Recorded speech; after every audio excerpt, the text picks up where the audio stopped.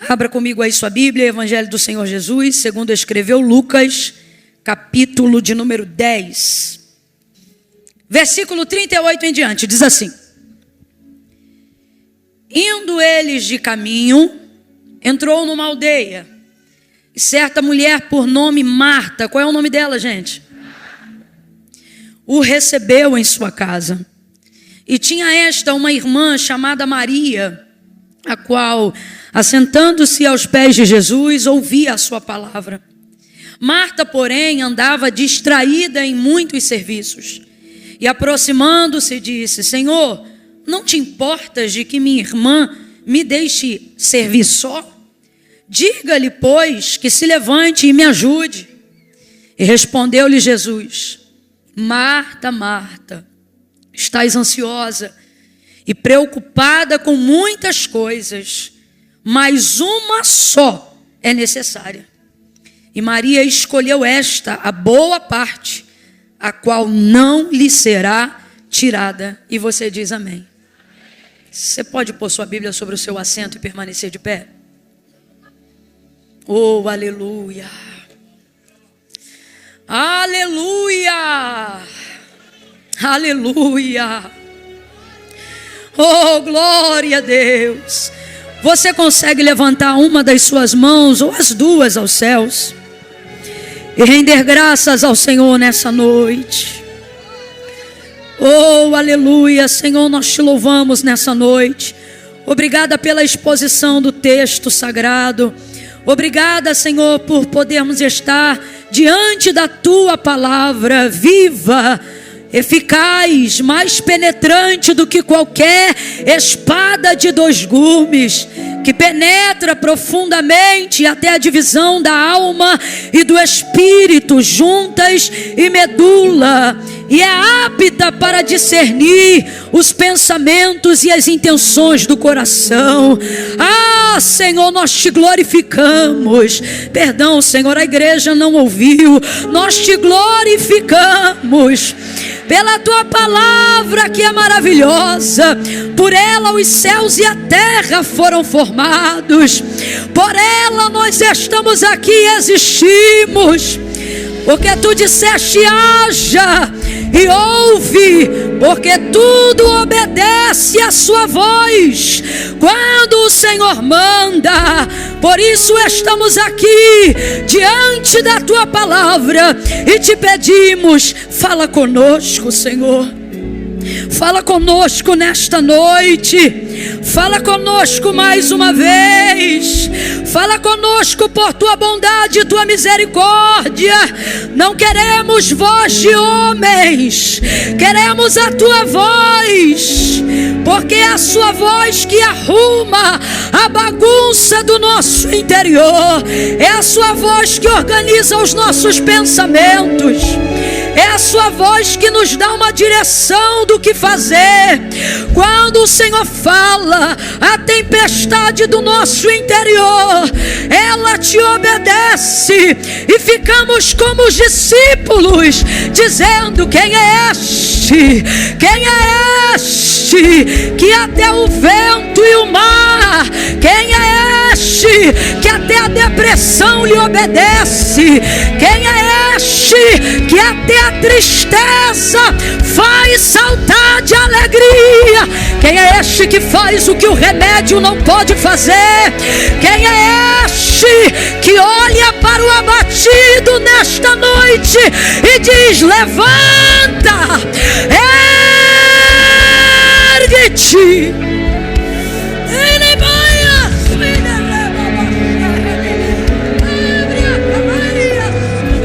O teu Espírito se move em nós nesta noite. Tu tens liberdade. Fala, fala e faz. Faz como tu queres. Faz como tu queres. Dá ordem. Dá ordem. Estabelece os teus decretos. Alcança-nos. Alcança-nos por dentro. alcança-nos por dentro, toma a nossa mente, incline a sua cabeça, entregue a sua mente, toma a nossa mente, Senhor, em tuas mãos nesta noite, alinha a nossa mente e o nosso coração à compreensão da tua vontade, alinha espírito, alma e corpo nesta noite e coloca para bater em retirada neste alinhamento as dores no corpo, fibromialgia, doenças psicossomáticas. Nós te denunciamos, nós te expomos agora em luz diante da verdade que liberta. Oramos sobre a palavra, porque a tua palavra diz: conhecereis a verdade e a verdade vos libertará. Liberta, Senhor, liberta, Senhor, liberta-nos de nós mesmos, liberta-nos de nós mesmos, move por dentro, por favor, Senhor, por favor, nós te suplicamos, tem misericórdia. Vamos, clame pela misericórdia do Senhor. Tem misericórdia, Senhor.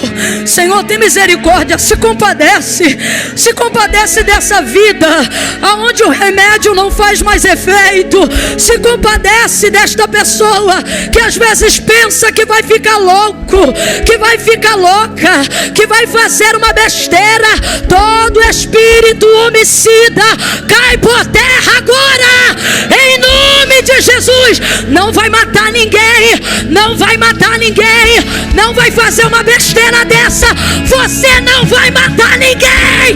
Desfaz o plano, Senhor, desfaz o plano, Senhor. Espírito de morte, nós te repreendemos pela segunda vez neste dia. Vai batendo em retirada. A vida dele não é teu lugar, a casa dele não é tua morada. Sai, sai, sai, sai, sai, em nome de Jesus, em nome de Jesus.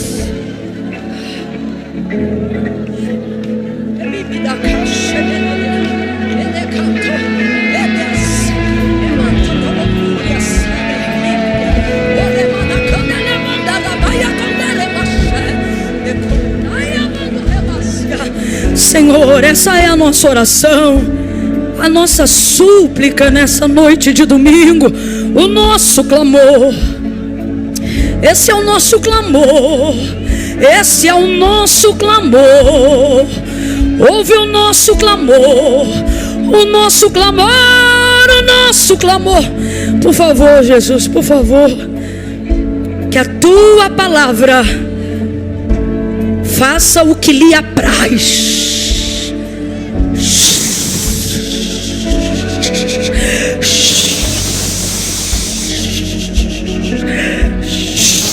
Faz o que lhe apraz. Tu tens a liberdade, Espírito Santo, Espírito Santo de Deus. Fala conosco. Põe a mão no seu coração. Fala conosco, Senhor. Em nome de Jesus. Libera a tua palavra, por favor. Em nome de Jesus. Amém e amém. Aleluia. Senta nesse mesmo clima de reverência. Senta glorificando a Deus.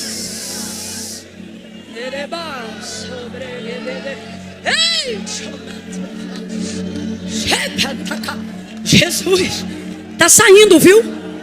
Está saindo. Aonde houver uma porta aberta nessa igreja, está saindo todo espírito que entrou embutido para te entristecer. O domingo era como se já fosse o dia em que te oprimisse, sabe? Para segunda começar pesada. Vou voltar de novo para aquela vida, para aquele lugar, para aquele jeito. Mas não, não, esta segunda-feira não vai ser assim. Não, não, não vai ser assim. Não vai ser assim. Não vai ser assim.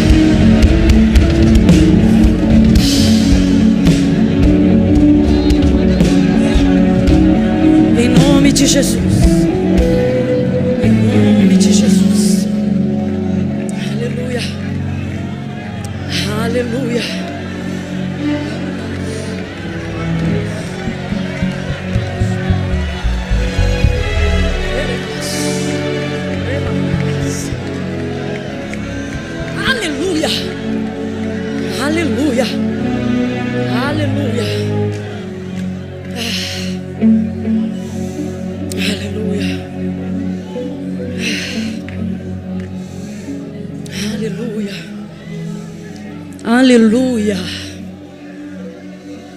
Aleluia.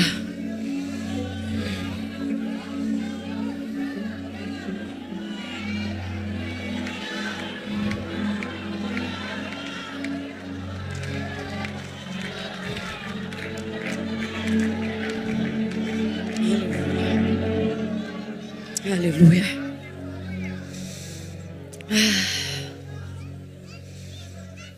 Aleluia. O texto que acabamos de fazer menção aqui nessa noite carrega algumas verdades que promovem em nós tanta empatia, sabe? Tanta comunicação entre nós e essas pessoas, tanta semelhança, principalmente sobre a pessoa de Marta. Principalmente sobre a pessoa de Marta. Marta era uma mulher de muita influência e a gente sabe disso porque você vai perceber que o texto aponta um protagonismo para ela.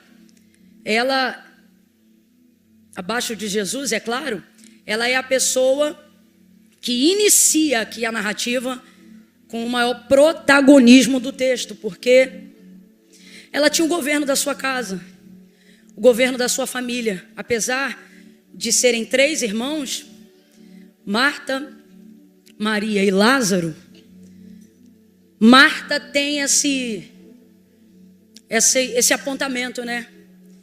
Eu me lembro que, você vai lembrar comigo, que quando Lázaro, o irmão dela, morreu, Jesus chegou 4 dias depois e antes mesmo de entrar na aldeia de Betânia, Marta teve informação de que ele estava chegando e ele saiu ao encontro.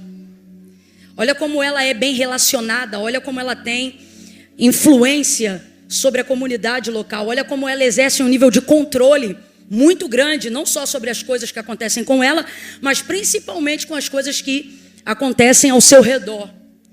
Uma outra coisa importante que a gente precisa refletir sobre Marta é que o nível de angústia, tribulação, distração, cansaço, estresse que Marta vai viver nesse episódio ao receber Jesus em sua casa não é o tipo de coisas que são conferidas às pessoas alienadas. Se você prestar atenção, você vai ver que o versículo 40 diz assim, ó: Marta, porém, andava distraída em muitos serviços. Não é distraída na casa da vizinha, não é distraída falando mal dos outros. Você está entendendo? Não é distraída o dia inteiro no WhatsApp, não. É ocupada, fazendo coisas que ela considerava serem urgentes, relevantes para aquele momento da vida dela. Afinal, Marta está envolvida nesse contexto porque decidiu receber Jesus em casa. Não foi ele que se convidou, diferente, por exemplo, de Zaqueu, que não tinha se preparado, porque foi o Senhor que falou: olha, desce depressa, porque hoje me convém pousar, entrar em sua casa. Marta não, o convite parte dela para ele, é ela que recebe Jesus em casa. E então ela vai se ocupar de muitos serviços. Logo, eu preciso que você entenda que boa parte dos sentimentos que você tem sentido e não deveria sentir, das dores que você carrega e não deveria carregar, da maneira frenética, desenfreada que você tem conduzido a sua vida, a sua família e seus negócios, não se dão por você ser uma pessoa desequilibrada, se dão porque você quer manter o controle sobre tudo. Então, veja o contraponto dessa situação. Não é porque você é um desocupado, não é porque você é um incapaz, não é porque você é um alienado, não é porque você é um preguiçoso, é justamente ao contrário. E isso acabou te colocando nessa posição. E você perdeu o controle ao perder o equilíbrio que precisa ter para exercer essas coisas. Eu tenho que falar isso daqui, porque senão a gente rotula de Marta qualquer outra pessoa que esteja distraída fazendo qualquer coisa. Meu irmão, só use Marta como codinome se você for rotular alguém que até está distraído e ocupado, mas que esteja nessa posição trabalhando. Porque esse é o contexto da vida de Marta. Marta não é uma mulher rixosa que, como goteira, pinga o dia inteiro falando tudo o que quer e não quer. Não. Veja, distraída em muitos serviços, ocupada com muitas tarefas. E isso vai pressionar o contexto dessa mulher. Agora, Marta é maravilhosa, porque esse nível de sentimento, essa pressão e tudo isso que agora, visivelmente no texto ela está passando, é em decorrência de ter recebido Jesus em casa. Certa mulher da aldeia, chamada Marta, recebeu Jesus em sua casa. E Jesus é assim.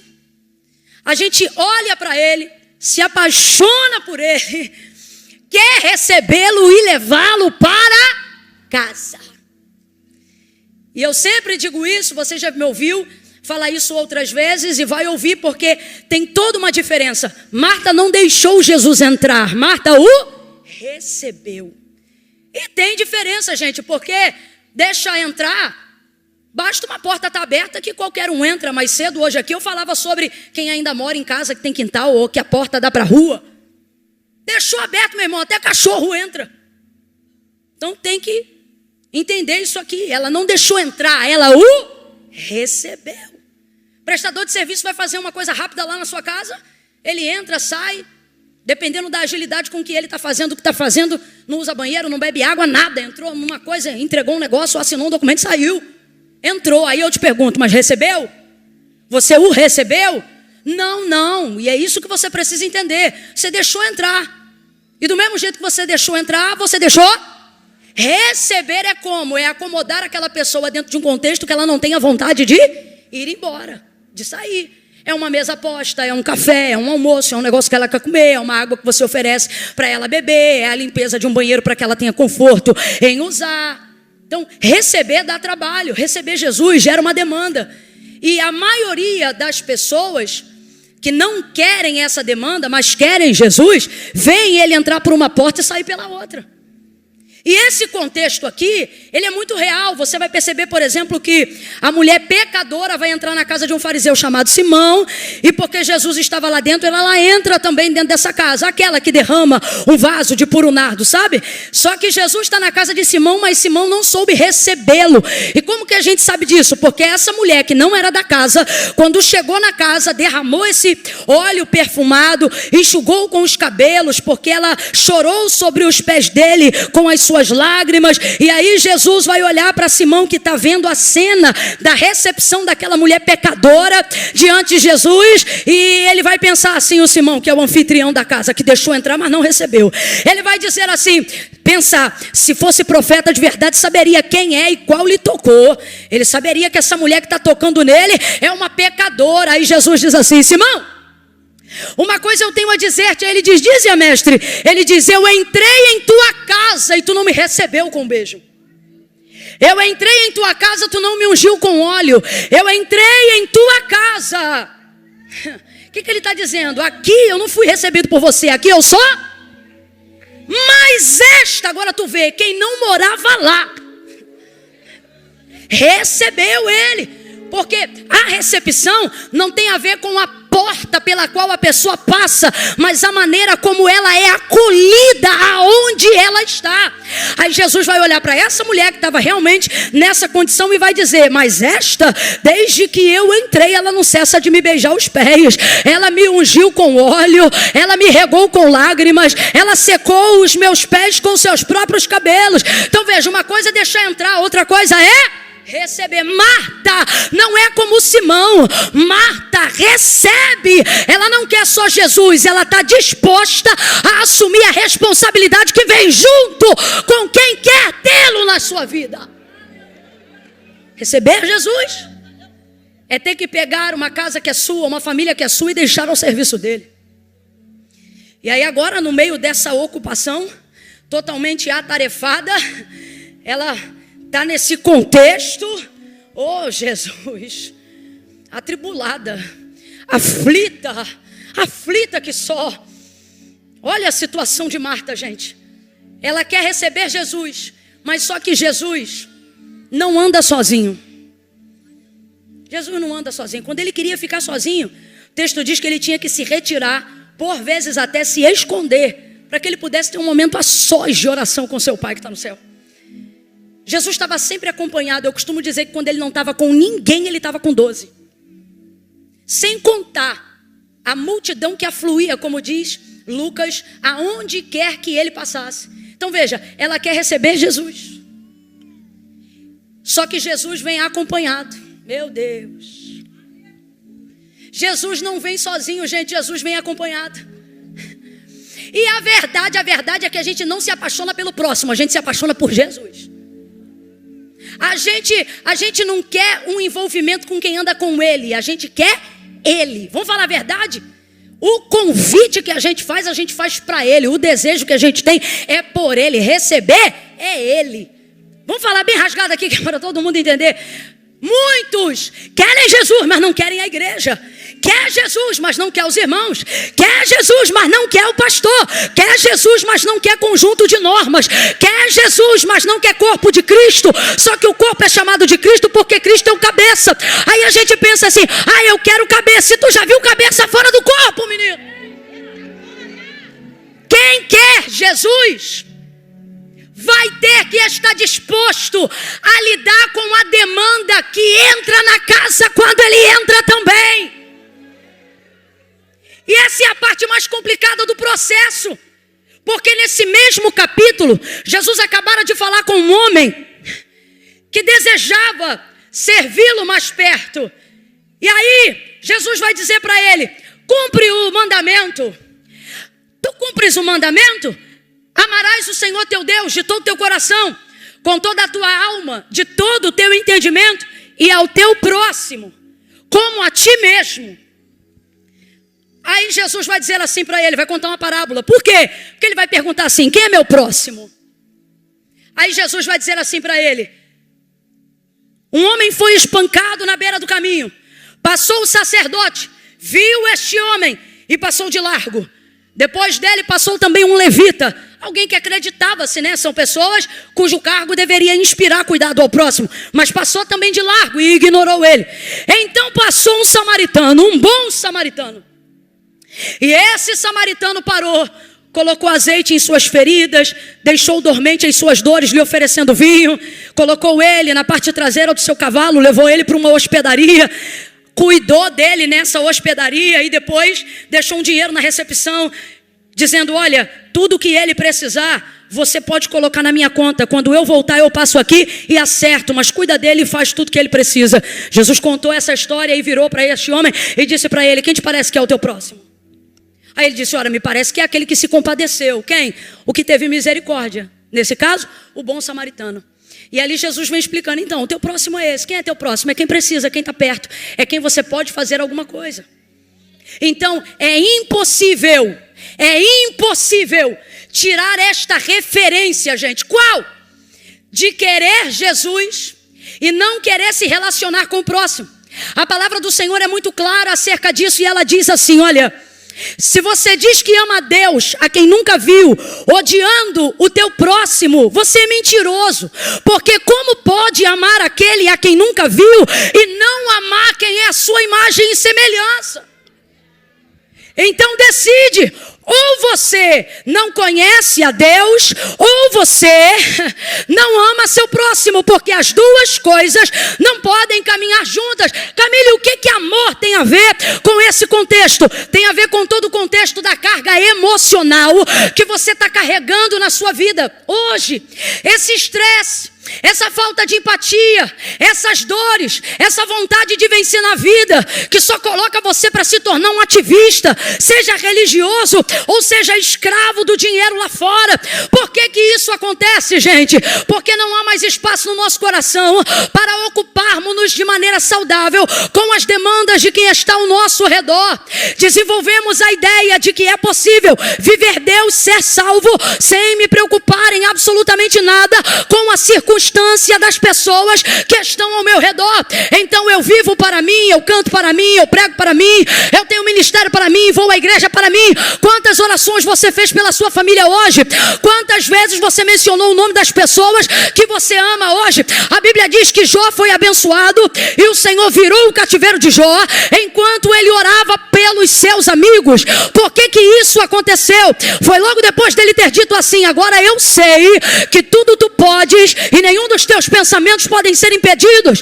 Depois de estar na derrocata, no último nível, no fundo do poço da vida, ele não gasta mais tempo fazendo perguntas para Deus: por que eu estou assim? Me tira daqui. Ou querendo uma justificativa. Não, ele entende que agora, ele compreende que o Senhor tudo pode, inclusive pode deixá-lo assim como ele está. Essa palavra não é tão vitoriosa quanto algumas pensam, dizendo: vamos fazer uma campanha baseada no bem sei que tudo podes. O bem sei que tudo podes de Jó agora eu entendo que se tu quiseres, não precisa me responder porque eu estou assim. Se é aqui que tu quer, é aqui que eu vou ficar e não vou deixar de te adorar por isso. Depois de compreender isso, ele para de buscar só por ele, questionar só pela sua circunstância e começa então a orar pelos seus amigos, gente que lhe era próxima, mas que lhe tinha ofendido porque não havia compreendido qual era a vontade de Deus para a vida dele. Agora veja, não coincidentemente, enquanto Jó ora por eles, Deus vira o cativeiro dele, não do próximo dele. Me ouça!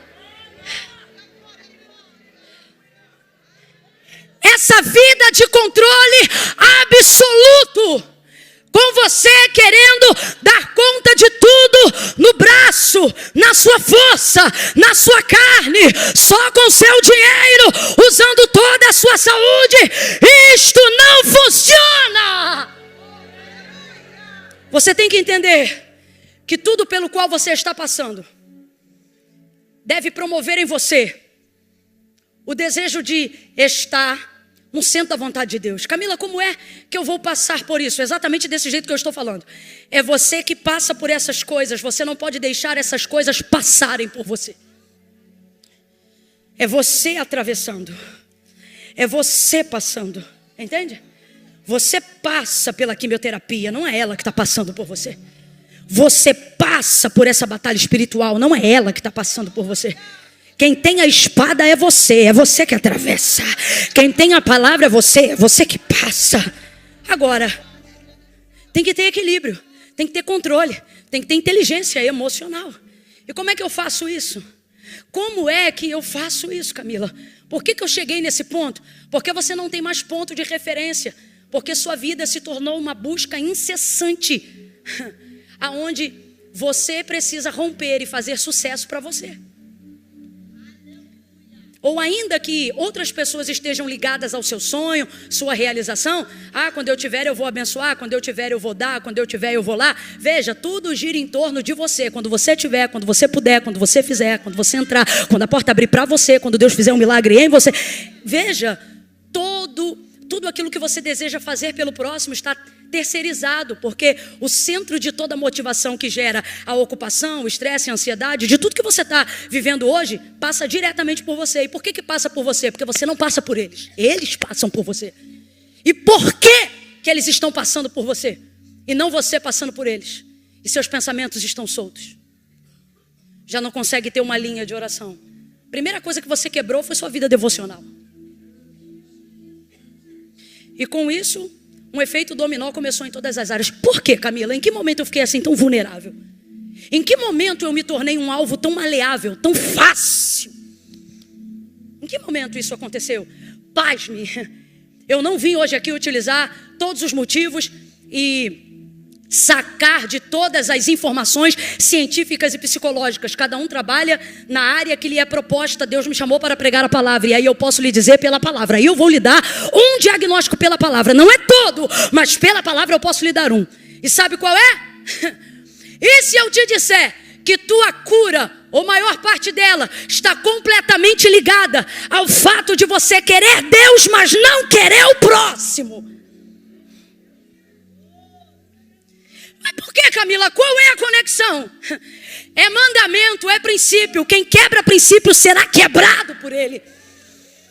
Amarás o Senhor teu Deus de todo o teu coração, com toda a tua alma, de toda a tua força, com todo o teu entendimento. Até aí, ok. Estamos aqui diante de um público onde a maioria, até os que estão afastados do caminho do Senhor, mas vieram hoje aqui, tem Deus como seu único Senhor.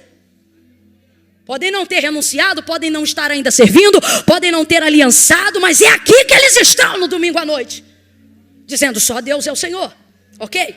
Agora, aonde está o problema? na segunda parte do mesmo versículo que está no mesmo capítulo. Aonde está o problema?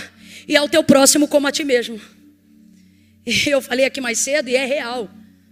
O problema de amar o próximo não é amar. O problema é o próximo. Não é? E você já percebeu como você é o próximo do próximo, mas sempre lida com o próximo como se você não fosse próximo?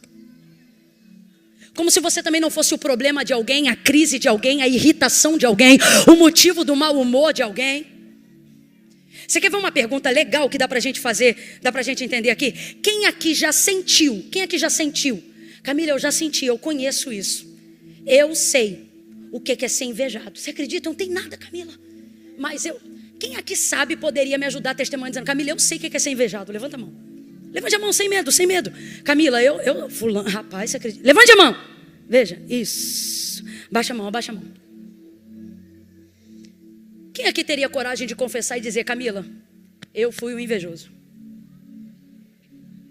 Diminuiu bastante. Tu vê que a conta não fecha? Deveria ter um invejoso para cada invejado.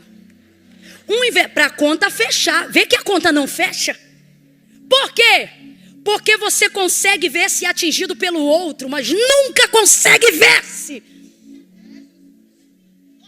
sendo quem atinge. Gente, isso é uma realidade. Vai ouvindo porque é coisa séria. Então, compreenda isso. A palavra de Deus fundamenta algo que caracteriza Deus para nós da seguinte maneira. Foi João que disse: Deus é amor. Você nunca viu em nenhuma outra parte tamanha definição sobre Deus atrelada a outras características. Deus é perdão. Deus é misericórdia. Deus é misericórdia. Deus é tudo isso e a gente sabe. Deus é maravilhoso e tal. Mas essa definição aponta para o caráter existencial de Deus na nossa mente. Ou seja, o que devemos ter como primazia de quem Deus é. E aí veja, Deus é amor. Completa aí para mim, por favor. Deus é? Vamos. Deus é? Deus é amor. Muita coisa em você que está para ser curado esses dias não será pelo remédio. Pode ter certeza do que eu estou te falando. Vai ser quando você receber um batismo de amor. O glória a Deus diminui porque você não acredita mais na força do amor. E quem não acredita na força do amor não está desacreditando de um sentimento, está desacreditando do caráter que move Deus entre nós.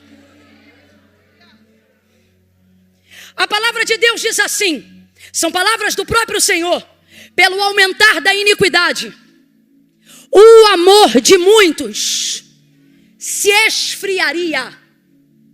Aí João vai dizer, porque Deus é? Aonde não há amor, obviamente então não há. Por que você não fala?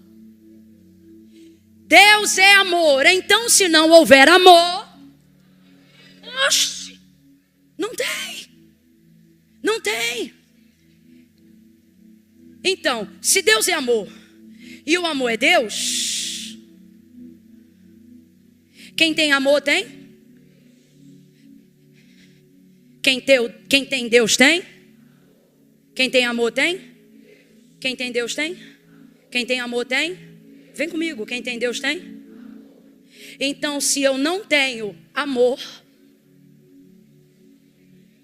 agora, aonde Deus compreende que o amor dele está na gente?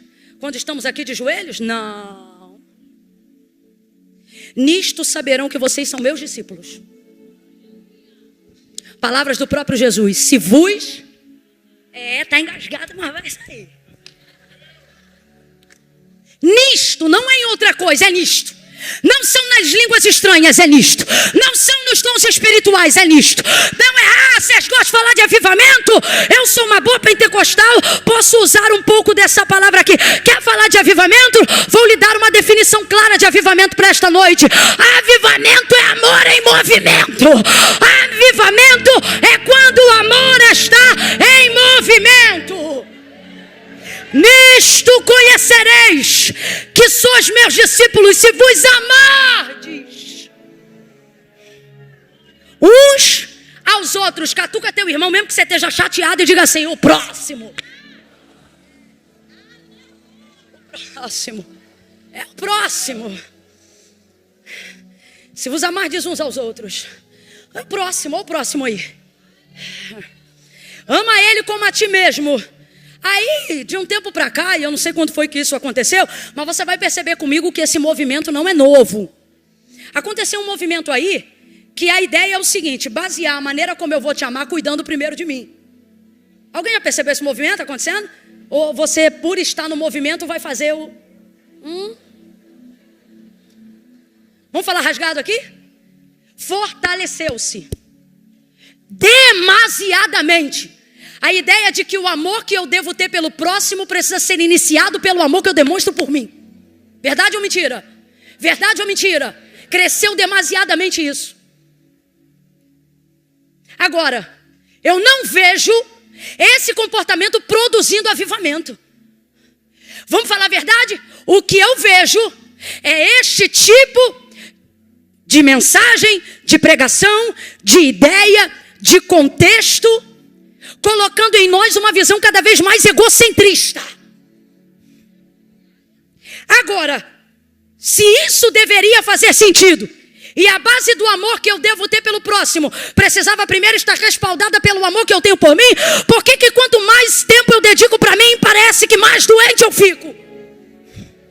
Por que quanto mais eu ganho dinheiro para mim, parece que menos eu sei o que tenho a fazer com este dinheiro?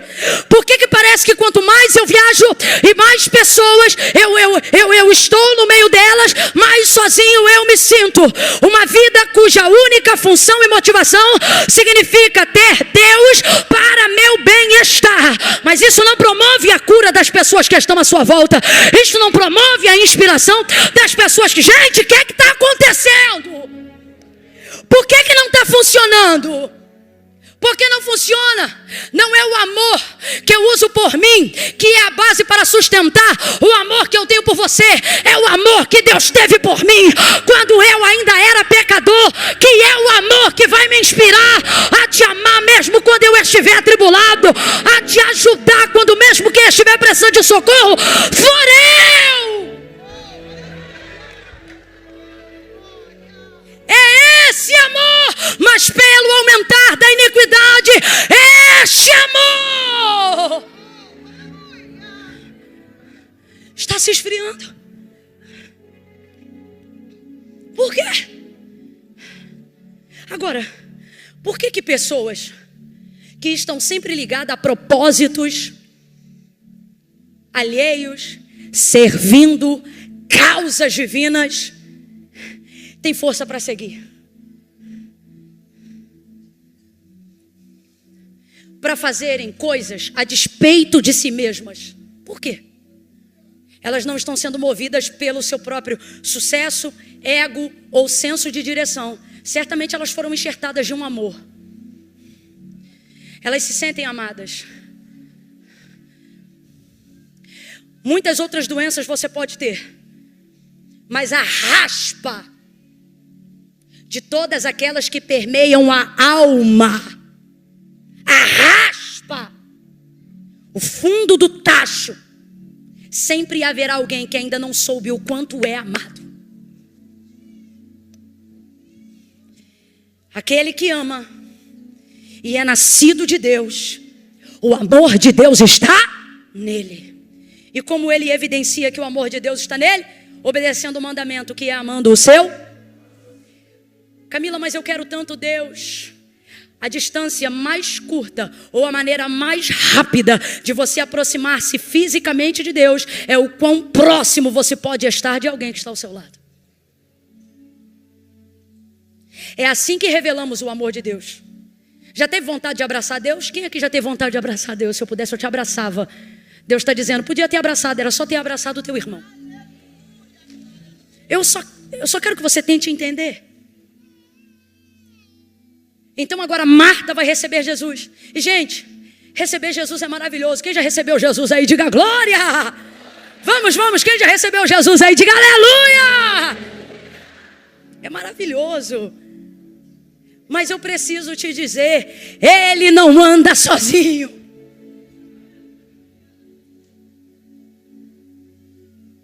Pedro, sanguíneo, de acordo com a observação do Dr. Augusto Cury, à luz da palavra de Deus, utilizando a ciência do comportamento psicológico. Ele diz: Pedro, sanguíneo, João até um pouco bipolar.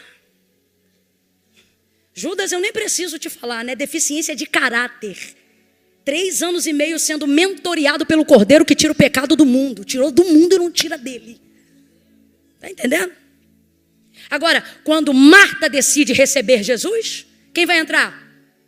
O sanguíneo vai entrar, o bipolar vai entrar. Deus te guarde, porque Judas entra também. Entra, meu filho, não tem jeito. Só que você recebeu quem? É isso que eu quero que você entenda. Quem entra sai, mas quem você recebe não vai embora. Então vale a pena. E você tem que se relacionar com essas pessoas. E não é porque eu estou falando, foi porque Jesus ensinou. Certa feita Jesus disse assim aos seus discípulos: eu tive fome e vocês não me deram de comer. Eu estive nu e vocês não me vestiram. Eu fui preso e vocês não foram me visitar. Aí Jesus vai dizer assim: Senhor, em que circunstância foi essa? Qual foi o momento que a gente não te recebeu, que a gente fez isso aí que o Senhor está falando? E aí ele vai dizer: quando vocês não fazem a um dos meus, vocês não fazem a mim. Olha ele, gente. Então como é que você ama Deus? Como é que você ama Jesus? Amando o teu irmão. E se você não está conseguindo amá-lo, tem alguma coisa errada. E é por isso que as coisas te atravessam. E aí eu vou falar rasgado. É porque quem não tem amor pelo próximo não anda tendo Deus na vida. Você tem ritual, você tem liturgia, você tem cálice de Santa Ceia, você está engolindo pedaço de pão sem fermento, mas Deus... Está compreendendo isso? Você está compreendendo isso? Não é fácil, mas por Jesus vale a pena. E agora, como é que Marta vai ficar? Atribulada, distraída, desesperada, angustiada. Porque é assim que a gente fica. Se fosse só Jesus, a gente nem pecava, gente. Não é, menino? Se fosse só receber Jesus, acabou. O primeiro erro que a gente cometesse: ah, Senhor, mas tu conhece meu coração. É assim. Mas não. Essa muvuca, esse movimento, a maneira como ele escolheu que eu expressasse ele em mim na vida do outro foi que complicou. Por que me pediu isso, Senhor? Me pedia para entregar um cordeiro todo dia em cima do monte. E seria mais fácil. Eu estou mentindo, gente? Senhor, por que o Senhor está mandando eu ter que lidar com fulano? Eu preferia, sei lá, fazer um cardio de 2 horas sem parar. Seria mais fácil. Senhor, eu faria até dieta. Senhor, eu tomaria até café sem açúcar. Qualquer coisa é mais fácil do que isso. Por que você não tem se sentido tão amado por Deus assim agora? Porque a maneira de saber o quanto Deus te ama está completamente ligada à maneira que você revela ser capaz de amar o próximo. Então por isso você também não se sente perdoado quando pede perdão.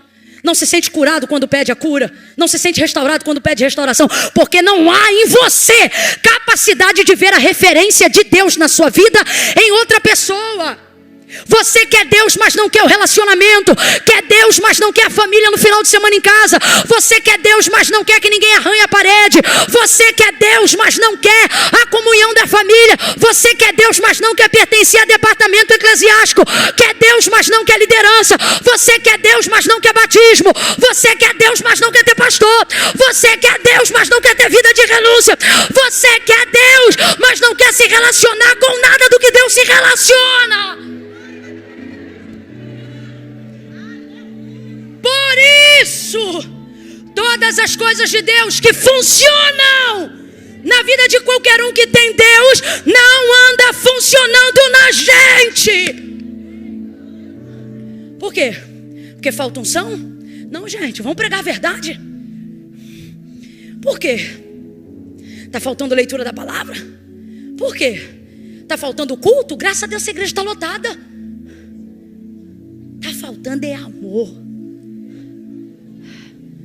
É a gente ser capaz de ouvir alguém pedindo alguma coisa pra gente e não virar os olhos. É a gente dar a paz do Senhor para não ter que esganar. Paz, desgraçado, infeliz, miserável, fofoqueiro, língua do cão, capiroto. É isso que está faltando. A gente está rindo, mas o papo é sério, irmão. Isso está te consumindo por dentro.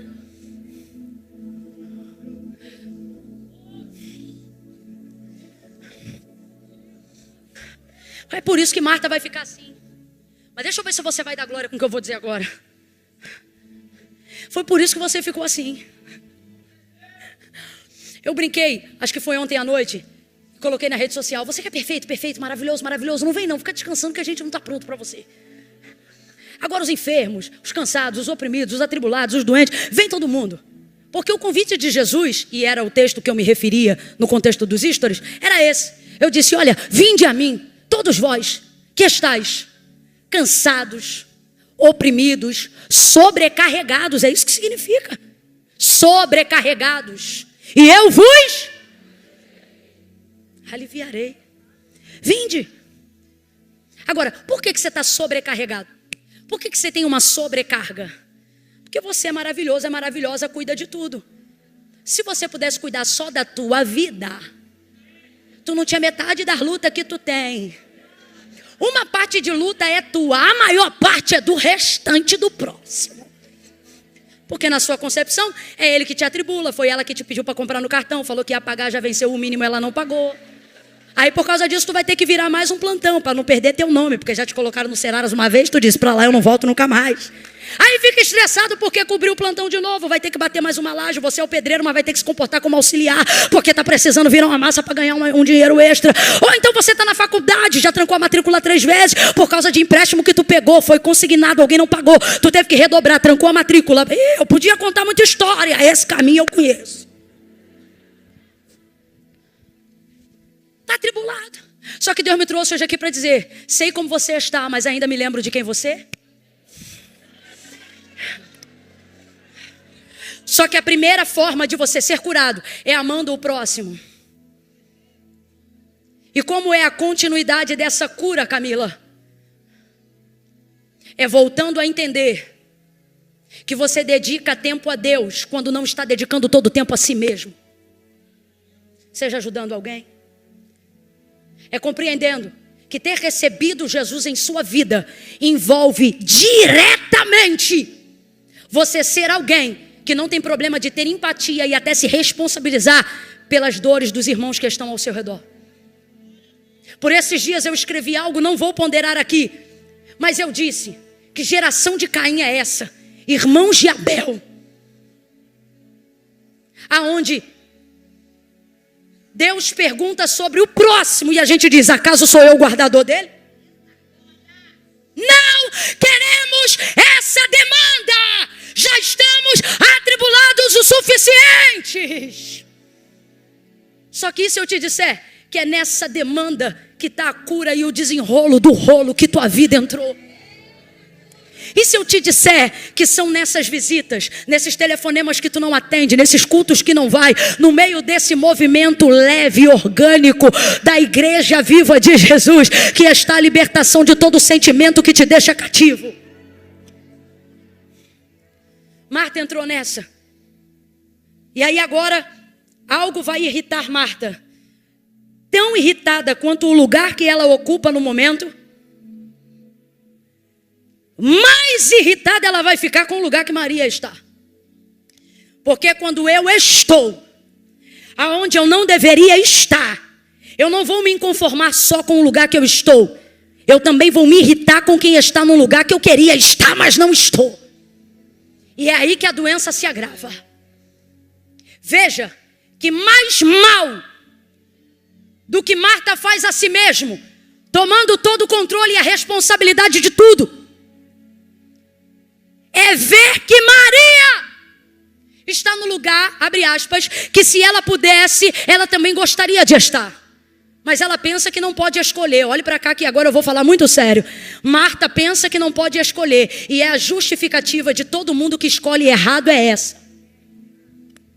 Dizer que não pode escolher. Camila, eu estou nessa posição porque eu não tinha escolha. Camila, eu estou nessa circunstância porque eu não tinha escolha. Não, você tinha escolha, mas preferiu confiar em você e não em Deus. Levantou tanto cedo para sustentar tanta gente, para trabalhar e para fazer tanta coisa, que Deus não tem expediente na sua vida. Quem trabalha é você, quem ora é você, quem prega é você, quem levanta cedo é você, quem faz tudo é você. E você ainda diz que confia em Deus. Não, você vem em culto. Se você confiasse, você também fazia escolhas pela sua vida. Escolhas por uma vida e por lugares onde você também poderia ocupar. Que lugares? O centro da vontade de Deus. Você também poderia escolher esse lugar. Você também poderia estar ali. Mas ver Maria ali diz aonde você gostaria de estar e não pode estar. E toda vez que isso acontece, irmão, a gente precisa vigiar, porque começa a nascer em nós algo muito perigoso.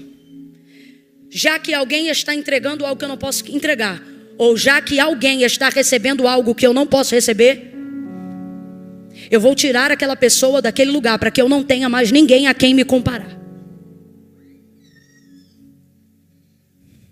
Olha o que Marta vai fazer. Atribulada, angustiada, de um lado para o outro, distraída, ocupada, atarefada. Ela vai utilizar da intimidade que ela tem com Jesus, do relacionamento que ela tem com Jesus. Porque olha que coisa linda. Quem recebeu Jesus foi ela, está no texto. Então quem fala com ele é ela, quem cuida de tudo para ele é ela. Tem um relacionamento aqui. E ela vai se utilizar desse relacionamento para pedir Jesus para tirar Maria do lugar que Maria está. E esse é o meu medo, e essa deve ser a sua preocupação. Quando começamos a usar a nossa vida com Deus para tirar as pessoas dos lugares que elas estão. Porque temos tanta certeza de que nós estamos certos. Gente, olha comigo aqui o contexto. Vamos analisar a frase para a gente caminhar para encerrar. Olha o contexto. Ela vê que Maria está prostrada, aos pés, buscando aprender.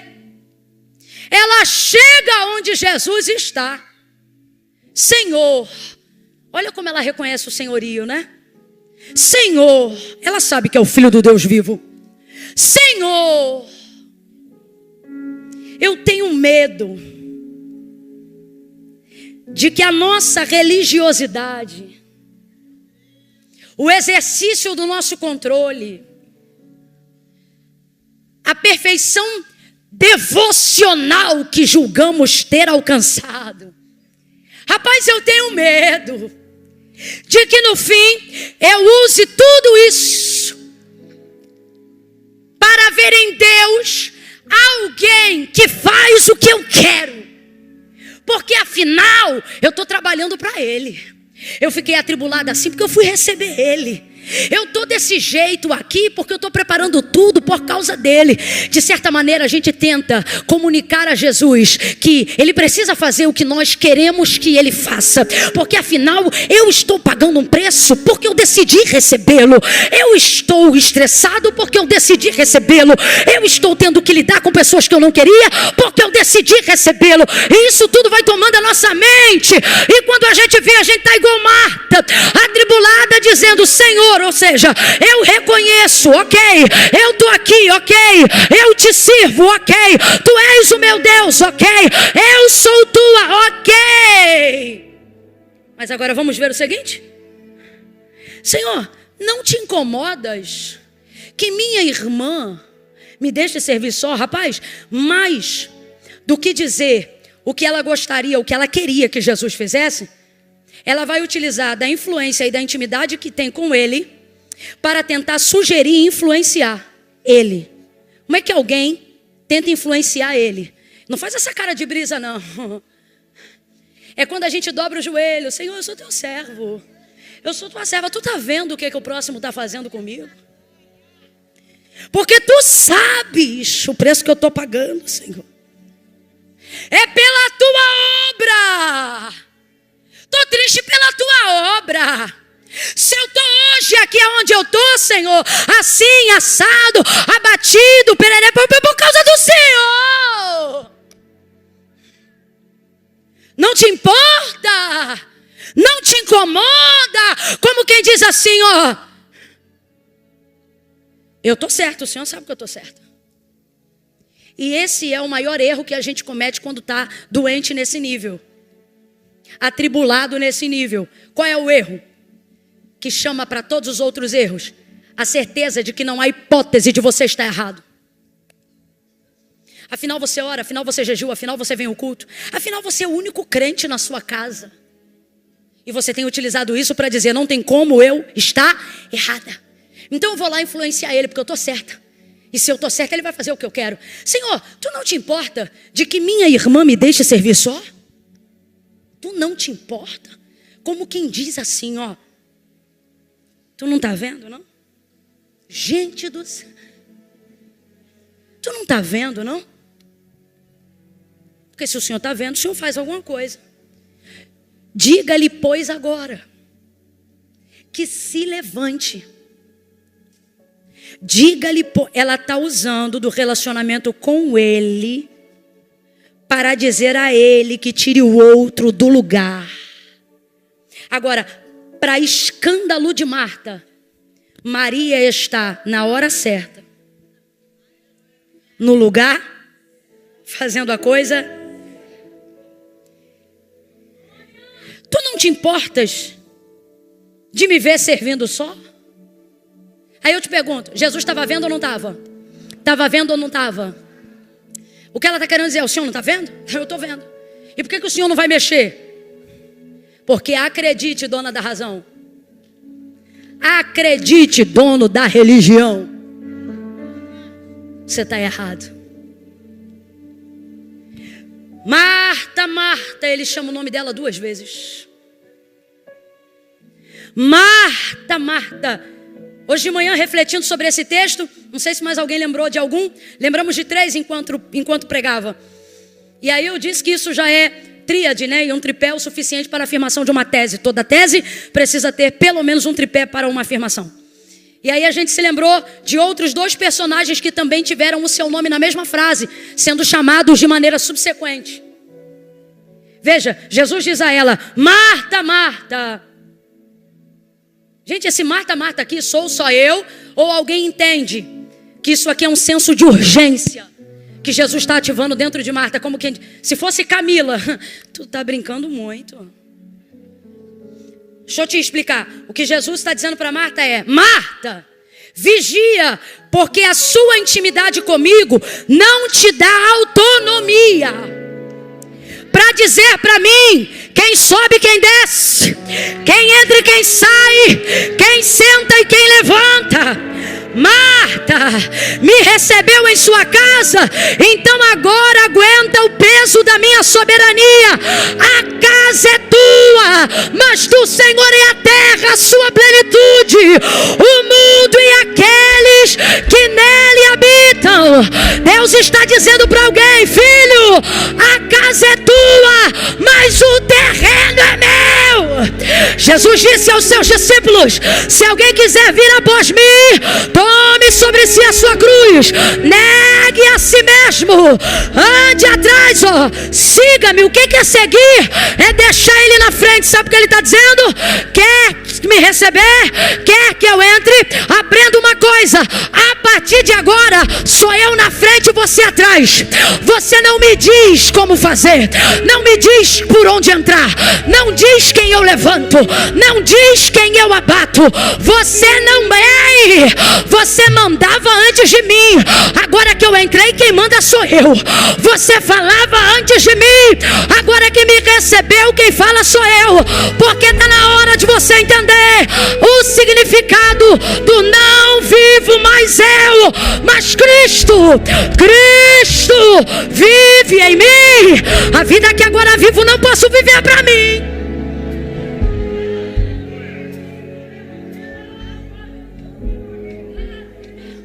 Não tem intimidade com Deus que te dê autonomia. Não use seu tempo com Deus para dizer a Jesus aonde as pessoas estão. Use seu tempo com Deus para saber se você está onde deveria estar. Senhor, tu não te incomoda que eu fique servindo só? Então diga-lhe, pois, agora que se levante. Meu Deus do céu, gente. Diga-lhe, pois, agora que... Diga-lhe, pois, fica igual um replay. Diga-lhe, pois. Diga-lhe. Ela dizendo para ele o que ele tem que fazer. Ela dizendo para ele o que ele tem que falar. Ela dizendo para ele quem ele tem que tirar. Diga-lhe, pois. Diga-lhe, pois. Diga-lhe, pois. Está errado, já começou errado. Diga-lhe. Por isso tem oração nossa que Deus não ouve. Ouve porque não é surdo, mas não leva em conta. Vai lá, faz assim, faz assado. Eu acho que Deus olha e você não me diz nada. Não porque eu sou tua serva. E Deus olhando e dizendo, e eu achando que eu sou. Eu sou. Diga-lhe, pois, agora que se levante e venha me ajudar a servir. Marta, Marta. Jesus já tinha visto tudo. Só que a Bíblia diz que a boca fala do que o coração está. E é nesse transbordo que a gente vai ver Jesus ativando o senso de urgência em outras pessoas, na mesma condição. Uma delas é Marta, nós estamos no texto nessa noite. Outro foi Simão, no mesmo contexto. Está crente que está pronto, crente que é o dono da razão, já está se achando o segundo Cristo, quebrou o pau na ceia. Na ceia, no mesmo episódio. Acabou de cear. Jesus falou que vai ser retirado, vai cumprir a obra do Pai, e ele já está dizendo, quem é o maior, quem é o maior? Aí você diz assim, não Camila, todos brigaram, mas Jesus repreendeu a todos, mas a Simão foi direto. Simão, quem você acha que acalorou a discussão? Porque, meu irmão, não tem nada que esteja quente que um sanguíneo não possa botar para ferver. Simão, aí Jesus vai chamar Pedro de Simão 2 vezes. Simão, Satanás te pediu para se andar como trigo, mas eu roguei ao Pai por ti, para que não desfaleças a tua fé. Então quando tu te converteres, acabou de cear, mas nem convertido era. Então quando tu te converteres, fortalece os teus irmãos. Fortalece teus irmãos. Que momento foi esse? O momento que ele achava que estava pronto. Era quando ele achava que estava na sua melhor fase. Porque os maiores erros são cometidos na melhor fase, que é quando a gente acha que não pode errar. E esse é o maior erro. Qual? Errar? Não. Achar que não vai. Marta está assim. É óbvio que ele vai ficar do meu lado. Eu estou certa. Ela tinha certeza que ela estava. E esse é o maior erro, gente. Esse é o maior erro. Talvez você esteja dizendo, Camila, onde está o meu erro? Talvez seu erro esteja sendo esse. Qual? Achar que você está certo em fazer como faz, em ir como vai. E qual é a terceira pessoa? Atos 9. Apóstolo Paulo, antes de ser apóstolo, no encontro com Jesus, Jesus vai dizer para ele, Saulo, Saulo, também seguido na frase 2 vezes, Saulo, Saulo, por que me persegues? Agora eu te pergunto, Saulo sabia que estava fazendo a coisa errada? Claro que não, ele dizia, da seita que eu frequento, eu sou o mais rígido de todos. O que é que ele está dizendo? Eu sou o melhor, eu sou o mais correto, o mais íntegro sou eu. É o que ele está dizendo. Então ele tinha certeza que ele estava, mas na verdade estava fazendo tudo. Veja como as pessoas que têm certeza que estão certas, são as que mais tendem a errar. E elas pegam a intimidade de toda a sua entrega com Deus e colocam isso diante de Jesus para usar seu jejum para botar Deus na parede.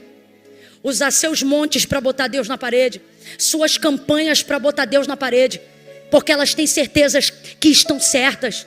Então Deus vai fazer descer a sepultura quem Ele tiver que descer. Então Deus vai arrancar de tal lugar. Porque Ele está vendo que eu sou santo, que eu sou santa, que eu sou correto, que eu estou buscando. E sabe por quê? Que você está cometendo esse erro, mesmo fazendo aparentemente tudo que é certo, porque tudo que não é regado de amor é metal que tine, é ferro frio que não tem efeito.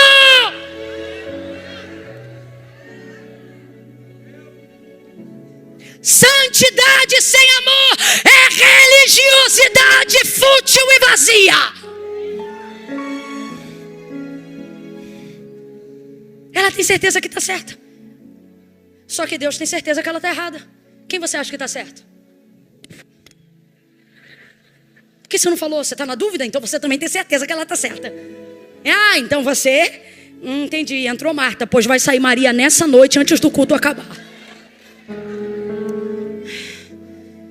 Diga-lhe, pois, agora que se levante e me ajude a servir. Marta, Marta, você está inquieta. Sabe o que ele está dizendo aqui? Agora eu vou usar minha linguagem, tá? Sabe o que ele está dizendo aqui? Você não está bem. Com todo o carinho do mundo. Sério? É o que Jesus está dizendo assim. Você não está bem, minha filha. Dizendo para o dono do Haja o que ele tem que dizer. Você não está bem. Ele leva em consideração o estado emocional dela, apesar do comportamento dela. E é isso que eu estou falando aqui. Se eu fosse você, eu dava glória. Jesus te trouxe aqui para dizer: você não está bem, mas eu estou levando isso em consideração. E é por isso que você não vai ser destruído por essa dor. Você não vai ser atropelado por essa angústia. Você não vai ser consumido pela morte. Você não será atrocidado por toda essa angústia. Sabe por quê? Porque eu sei que você não está bem. E você não está no lugar certo. Mas eu estou na sua casa. Oh meu Deus, levante a sua mão e reaja diante dessa palavra. Eu vou contar de 1 a 3. Quando eu disser 3, você vai botar a mão no ombro do vizinho e vai dizer: ele está em casa. Ele está em casa. Vamos, é 1, é 2, é 3. Bota a mão no ombro dele e diga: ele está em casa. Tô atribulada, mas ele está em casa. Tô angustiada, mas ele está em casa. Eu realmente não estou bem, mas ele está em casa.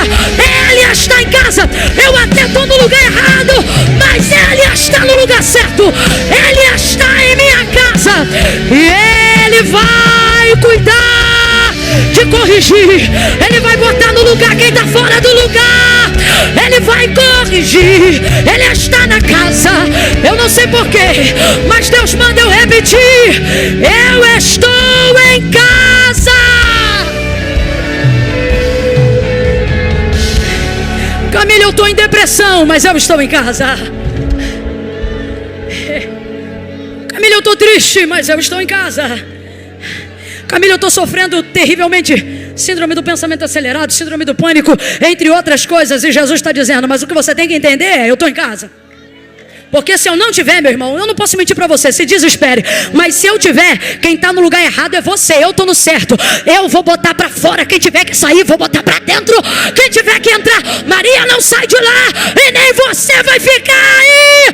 Eu vou mexer contigo. E na manhã, não precisa ser pregador não, só precisa reverberar a palavra. Fala para mais uns 3 aí, fala: ele está em casa. Ele está em casa. Tu está me vendo abatido assim, mas ele está em casa. Tu está me vendo meio requenguela assim, mas eu tenho ele lá em casa. Eu coloquei ele para entrar, fechei as portas e nunca mais. Ele não vai sair, ele está aqui.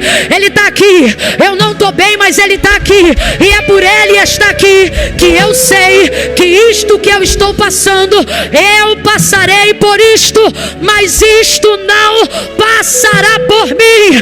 Quando entrares, quando passares pelo fogo, ele não te queimará, nem a chama arderá em ti, porque eu sou contigo. Eu estou na casa para te livrar, diz o Senhor.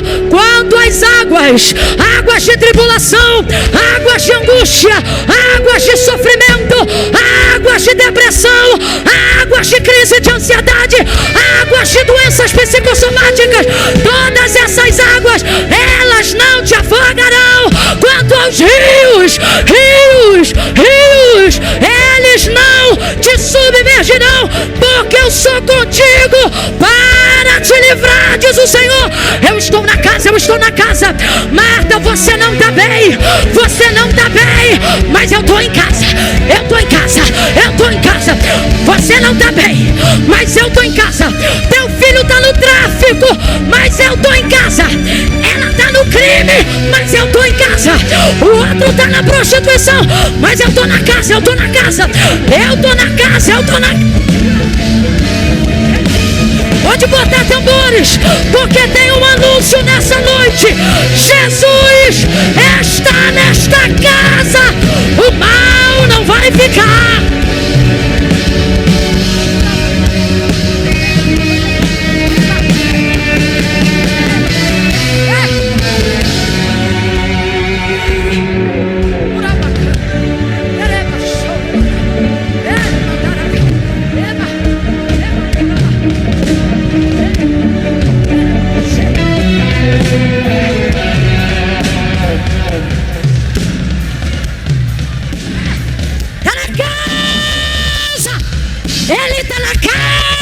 casa.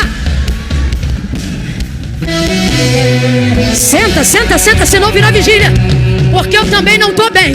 Só estou pregando aqui porque ele está na casa.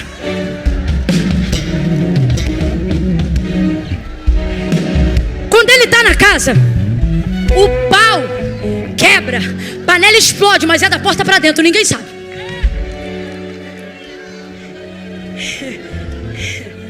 Sabe o que eu acho interessante? É válido ser dito. Marta não está bem, pastor. E ela até quer atribular e tirar Maria do lugar que Maria tem que estar. Só que ela não quer que Jesus saia da onde ele está. Você vê que tua loucura não é tão maluca assim. Vamos falar rasgado aqui, português claro?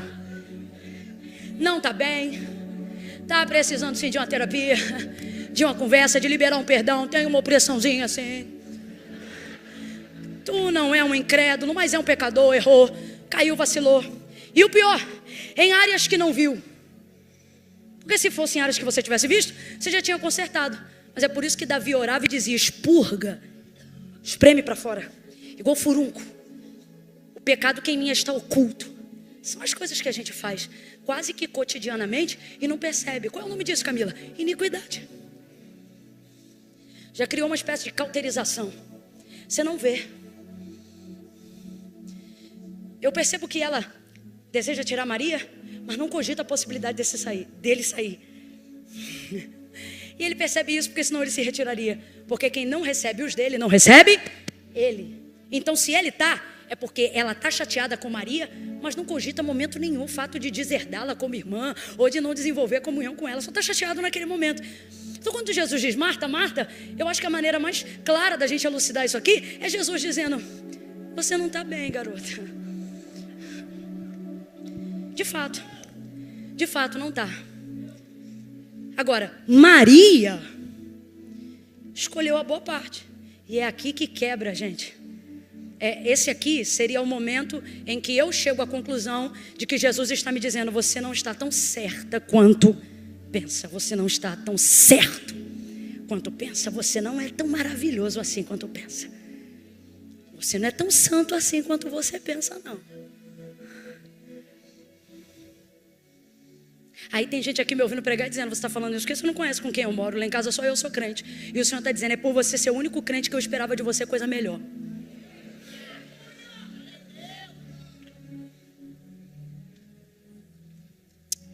Maria escolheu a boa parte, a qual não lhe será tirada.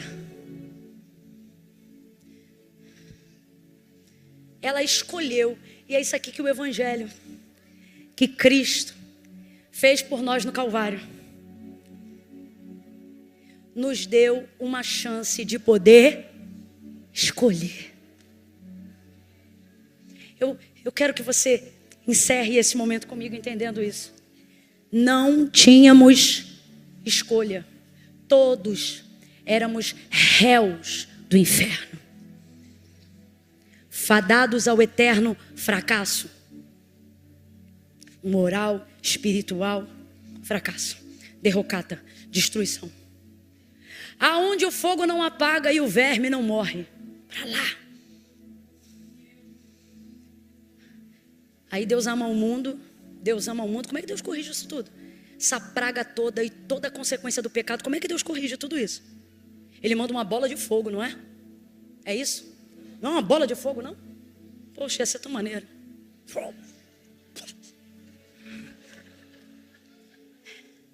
Ah, já sei. Ele corrige tudo isso mandando o Espírito Santo. Não é isso? É isso, gente? Não, eu tenho que falar a verdade aqui com você e você comigo. Que eu não sou pateta, não. Como é que Deus corrige toda a parafernália, toda a patifaria que envolve a fonte de tudo que é desgraça? Crime, prostituta, tudo isso nasceu aonde? No pé. Tudo que você vê de ruim, que não presta, de treva, tudo isso nasceu onde? Como é que o Senhor fecha o ralo da consequência? Com fogo? Com língua estranha? Com dom? Com reunião. Ele ensinou a gente a cantar uma música. Canta essa música como mantra que você... Foi assim? Olha o texto, olha como é que ele resolve. Olha como é que começa o texto, gente. O texto áureo do Evangelho. E Deus amou o mundo. Como é que começa? E Deus? Aonde está a cura? Aonde está a libertação? Aonde está a salvação? Aonde mora Deus? Aonde Deus mora? A que Deus responde? Ao amor. A salvação que veio ao mundo veio da onde? Veio da onde? Veio da onde? E Deus amou. E Deus, como é que Ele corrigiu? Amando. Como é que Ele restaurou? Amando. Como é que Ele libertou? Amando. Aonde o demônio perde a força? Quando Deus ama. Aonde a porta do inferno fecha? Quando Deus manifesta o amor.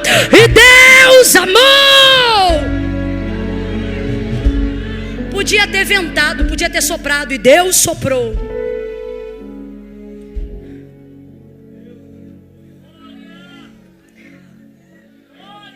E Deus fez explodir.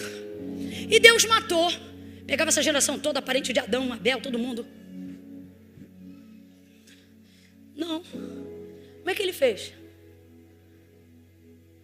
Só quem pode resolver isso é Deus. Como é que Ele resolve? Porque quem tem amor, quem tem Deus, quem tem amor, quem tem Deus, quem tem Deus, quem tem amor, e resolve tudo. Resolve tudo. Foi com amor. Ele nos deu isso que Marta tem, mas não está percebendo. Mas Maria percebeu. Vou te falar rasgado, se eu sou Maria. Louça tem todo dia. Lavar banheiro todo dia. Vaso de latrina hoje vai estar cheio. Amanhã eu vejo isso. Pão tem que fazer todo dia. Massa tem que sovar todo dia. Moinho tem que... E o trigo todo dia. Todo dia. Essa casa amanhã vai estar podre. Todo dia tem que varrer mesmo. Banheiro para limpar todo dia. Carro para consertar todo dia. Boleto para pagar todo dia. Fatura de cartão de crédito. Enquanto houver vida. Enquanto durar a cega, a sementeira. Todo dia. Encontro de parcelinha todo mês. Deus vai entrar com providência, irmã, tenha fé. Ela riu e botou a Bíblia tipo assim, meu Deus. Todo dia. Se você não entender que essas coisas são urgentes, mas não são importantes, elas vão te consumir todo dia, toda semana. Olha para mim aqui. Para de falar que o que você está passando é uma fase. Olha para mim. Isso é a sua vida. Aprende a administrar. Não é uma fase. Porque meu filho está numa fase. Meu filho, teu filho vai estar na fase a vida inteira porque ele é filho. É função social dele te dar problema. Repreendido, mas você entendeu o que eu quis dizer. Faz parte. Faz parte. Vai ter todo dia. Louça todo dia. Os negócios com as crianças todo dia. Uns boletos não sei o que todo dia. Todo dia, todo dia, todo dia, todo dia. Tô lembrando aqui quando a gente achava um dinheiro em algum lugar. Eu me lembro que a gente achava. Eu me dizia, menina, olha quanto que eu achei. Dizia, mãe, vamos embora gastar. Ela diz, deixa isso aí que eu vou lembrar o que é. Saiu alguma coisa que eu... Todo dia, meu irmão, vai ter batata. Se a gente gastasse, minha mãe lembrava. Se ficasse parado lá, ela não lembrava. Mãe, vamos gastar que tu lembra. A gente junta de novo e tu compra outra coisa. Todo dia. Agora, Jesus na casa dela é aquele dia. Eu vou poder ouvir uma mensagem da própria mensagem. Não, eu tinha dado glória, você está maluco? Imagina alguém te perguntando, e aí, o que Jesus pregou? O que ele pregou o quê, rapaz? Ele é a mensagem. Estava aqui na minha casa. Você imagina? Aí está ele, está ela lá. Isso aqui é hoje. Presta atenção. Maria está prostrada aos pés de Jesus, mas Marta está ao pé do ouvido do mestre. Uma está ajoelhada, a outra está...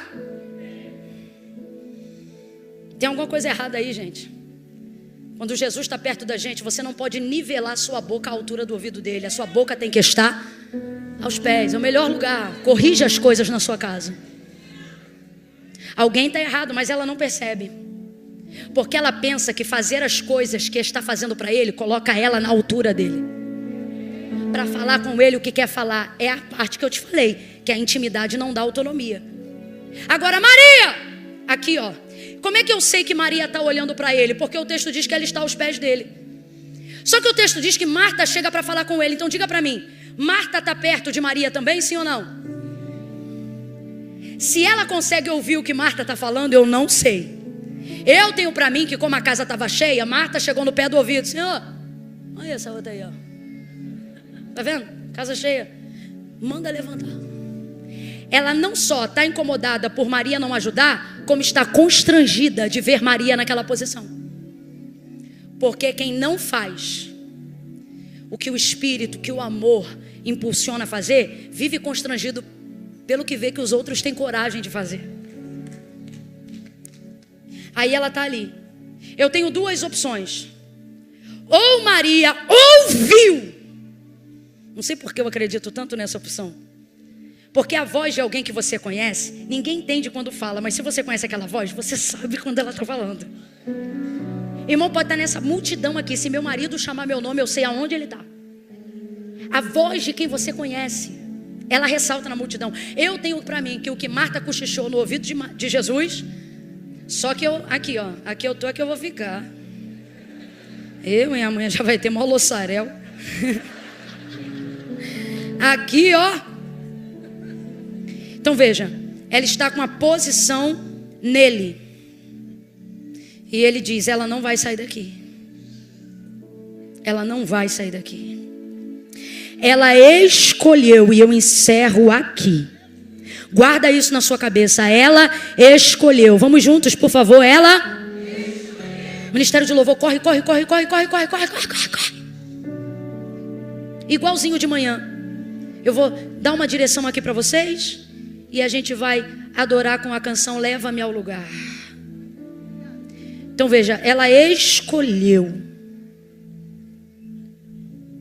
Ela escolheu.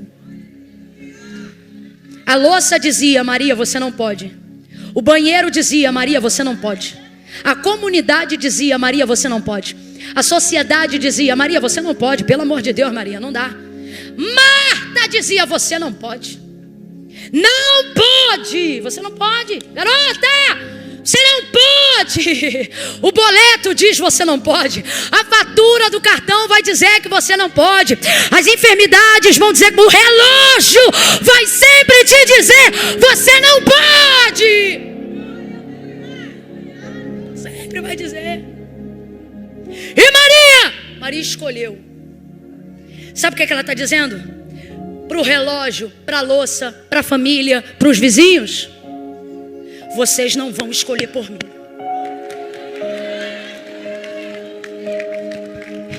Eu vou aproveitar a chance que eu tenho e que Ele me deu. Qual? De escolher. Sabe quando você vê que prosperou na vida? Quando você não tem que saber quanto custa para saber se pode querer.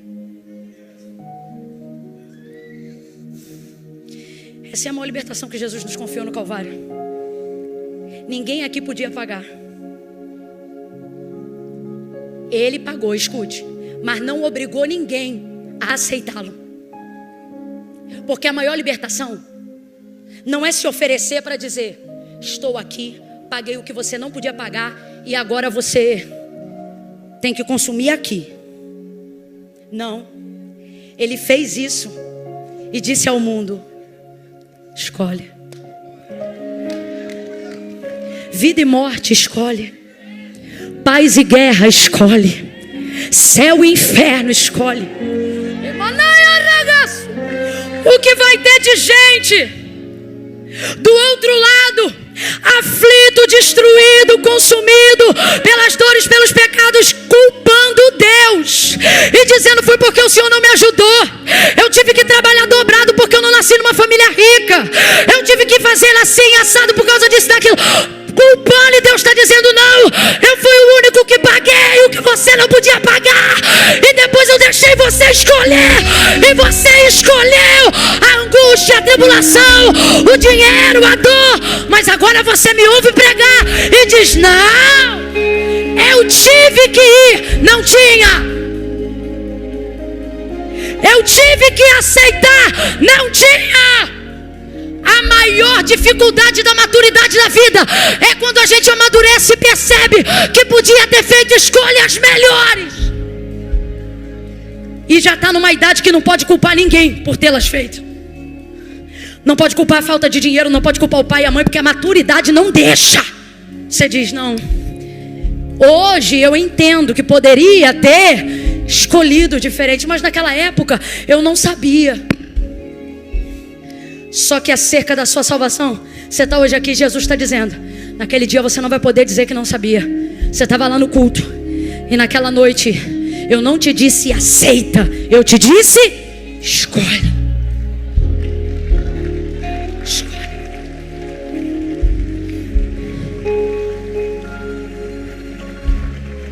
E isso é prosperidade. É ter opções.